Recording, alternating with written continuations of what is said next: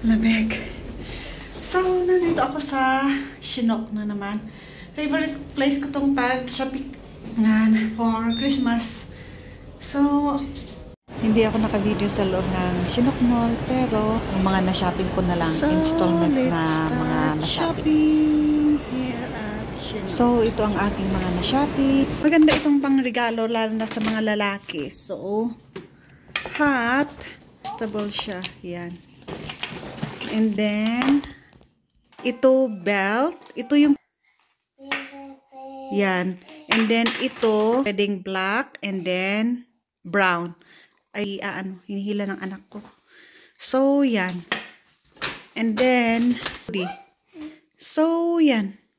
Pag may deal at sale sa Levi's, ito ang binibigay kong regalo sa asawa ko. But nandito yung in-laws ko. So, para sa lalaki to. Next is from Lululemon. Hindi ito belt bag, yung ito lang yung parang water bottle.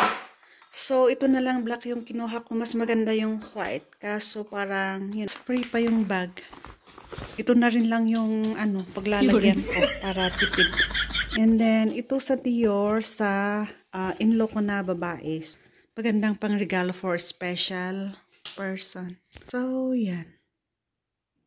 Then, sa teacher ng anak ko, balak kong magbigay ng mga candles. Kaya ko yan, nilalaro na ng anak ko. So, yan. Mabango siya. Maganda ngayon kasi nilagyan nila ng ganito pang protection. So, iganyan ko na lang din. O, diba? Yan, mabango to. Mabango yung scent na to. Magandang ipanregalo kapag nagluto ka ng tuyo. Yan. So, installment kong nabili yung mga regalo. Ito, nung bumili ako ng underwear ko, and then, bumili na rin ako ng set na pajama. So, ito na lang ang iraregalo ko sa,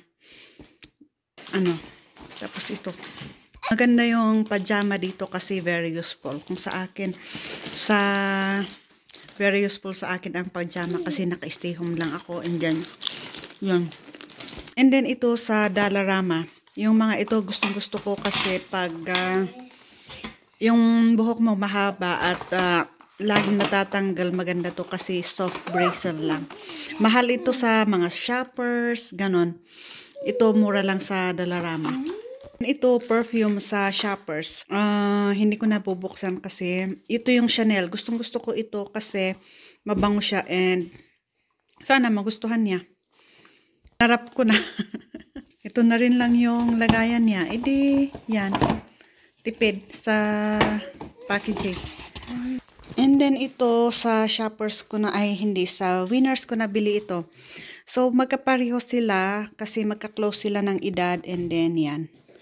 Ito na lang yung kanila. 3 ata sila. 3 years old. Pink silang dalawa. Tapos yung isa na mas maliit, yan. O, diba? And then, yan. Set sa magkapatid. So, di ba ang cute? Matchy-matchy sila. Sa Winners lahat to. Gusto ko yung set na to. Maganda siya pang lalo na ngayong winter. And then, 3 toys. So, 12 to 36 months, sabi niya doon. Hindi ko yun napansin, So, yun. Pang 3 years old na lang. Para pare-pareho. Walang... And then, 3 socks. O, di pare-pareho para wala nang tampu-tampuhan. Noon, yan, ito. Saka yung socks. So, okay na yan. So, ganyan na sa 3 bata. O, di ba? So, nandito yung toys. Para ito sa 7 years old plus. So, ito na lang. So, ito, pag magpa-games kami, yun na lang, mga toys, hindi ito. Chocolate. Baka bibili ako pag punta kami ng Walmart. So, ganyan yung itsura niya. Supposedly, nasa under the tree yan. Kaso, makulit tong anak ko. So, ganyan yung itsura niya. Nasa basement na lang. Kasi makulit to. So, yun.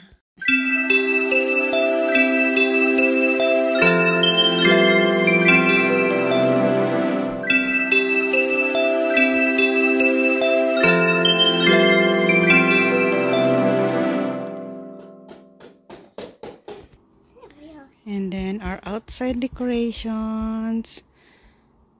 Ano to? Snowman. Snowman siya. So, ganyan lang. Okay, let's go inside.